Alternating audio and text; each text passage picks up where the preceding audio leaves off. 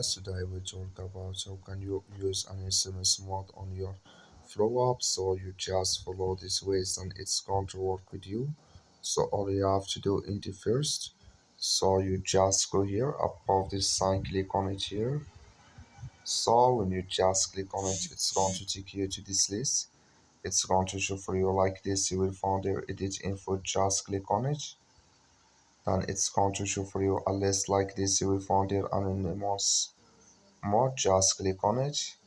You click here on use anonymous mode. You click here on confirm. So you click here on create account here. So then you just switch into create video here.